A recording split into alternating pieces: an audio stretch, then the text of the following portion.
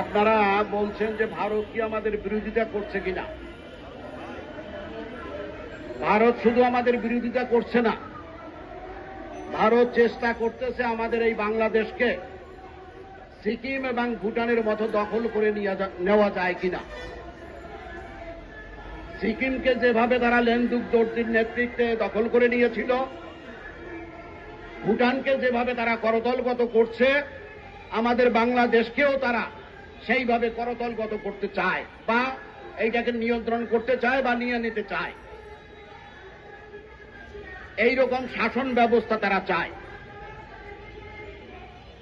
আমরা যখন জাতীয়তাবাদী ছাত্রদল করছি, শামসুজ্জামান দুদুল, জালাল আহমেদ, আবুল কাশেম চৌধুরী, বিভিন্ন নেতৃবৃন্দের নেতৃত্বে, তখন আমাদের স্লোগান ছিল ভুটান নয়, সিকিম নয়, এদেশ আমার বাংলাদেশ। সেই স্লোগানের উপরে বিএনপি দাঁড়িয়েছিল, জাতীয়তাবাদী ছাত্রদল দাঁড়িয়েছিল এবং আমাদের দল দাঁড়িয়েছিল।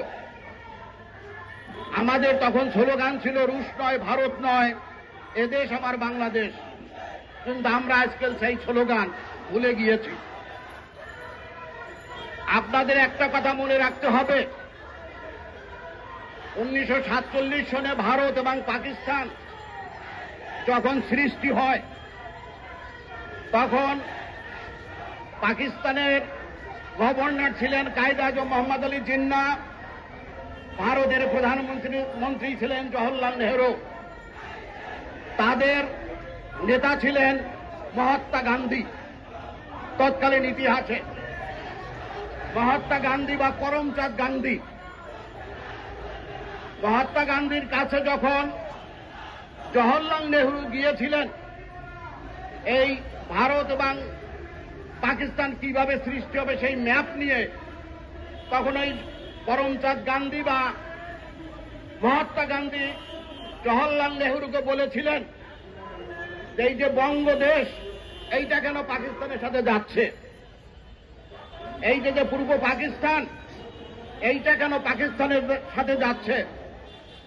প্রত্যুত্তরে জওহরলাল নেহরু বলেছিলেন যে অচিরেই আমরা এই পূর্ব পাকিস্তানকে ভারতের করতলগত করব, এবং সেইখান থেকেই এই জওহরলাল নেহরু ডাইনেস্টির মাধ্যমে বাংলাদেশকে শোষণ এবং শাসনের পায়তারা করছে। তারা শুধু বাংলাদেশকে দখল করতে চায় না, স্বাধীন বাংলাদেশের স্বাধীনতা যুদ্ধের ঘোষক আমাদের নেতা শহীদ রাষ্ট্রপতি জিয়াউর রহমানকে তারা তাদের নীল নকশায় মৃত্যুবরণ করতে হয়েছে। শহীদ রাষ্ট্রপতি জিয়াউর রহমান যখন ক্ষমতায় আসলেন, তখন ভারতের প্রধানমন্ত্রী ছিলেন শ্রীমতী ইন্দিরা গান্ধী।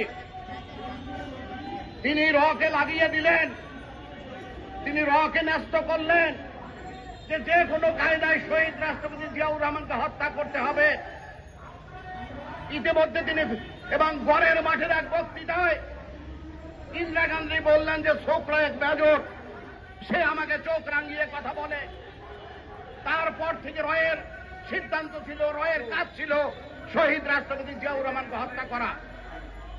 ইতিমধ্যে এবং ভারতে নির্বাচন হওয়ার পরে তখন ভারতের ক্ষমতার পট পরিবর্তন হয়েছিল। ক্ষমতায় আসছিলেন মোরারজি দেশাই।